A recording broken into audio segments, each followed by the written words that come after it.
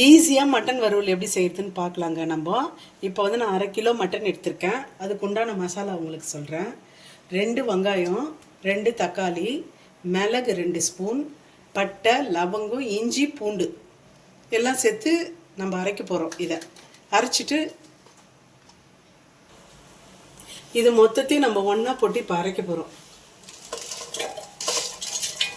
இது ஒரு ஈஸி மெத்தடுங்க. நம்ம அரைச்சிக்கணும் இதெல்லாம். இப்போ மசாலாவை நம்ம அரைச்சி வச்சுருக்கோம். இதுலேயே வந்து நம்ம மஞ்சத்தூள், மிளகாத்தூள் 2 ஸ்பூன் போடணுங்க. மஞ்சத்தூள் போட்டுக்கணுங்க. கூட நம்ம மிளகு போட்டுருக்கிறதால கொஞ்சம் பார்த்து போட்டுக்கணும். அப்போ அதுலேயே உப்பு போட்டுடணுங்க. தேவையான அளவு உப்பு போட்டுட்டு இந்த மட்டனையும் இதிலே போட்டுடணும். போட்டு நல்லா பிசிறிட்டு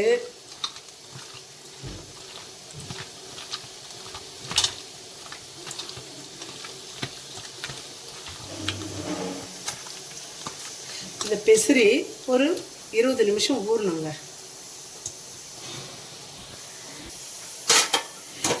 இதுலேயே கொஞ்சம் கருவேப்பிலை போட்டுக்கணுங்க. நம்ம கருவேப்பிலையும் போட்டால் கொஞ்சம் நல்லா வாசனையாக இருக்கும்.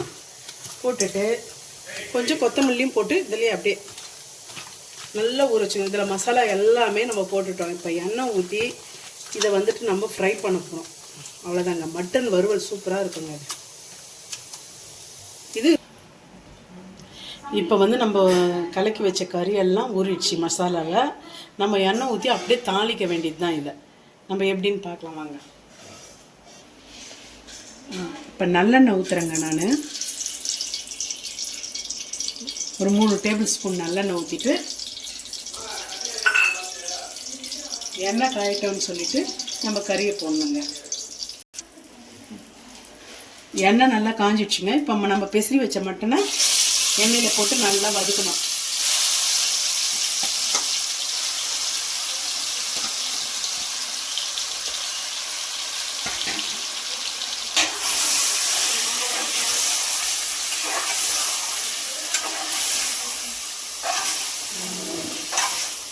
இது நல்லா வதங்கணுங்க. மட்டன் நல்லா எண்ணெயில் வதங்கிட்டு இதுக்கு வேண்டியது எல்லாமே நம்ம போட்டுட்டோம். மட்டன் நல்லா வதங்கணுங்க. வதங்கி தண்ணி விடணும்.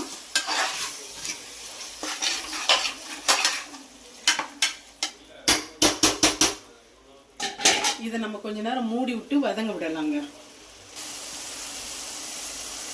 இப்போ கறி நல்லா வதங்கிடுச்சுங்க. பாருங்கள், நல்லா எண்ணெய் பிரிஞ்சு வர அளவுக்கு கறி வதங்கிருக்கு.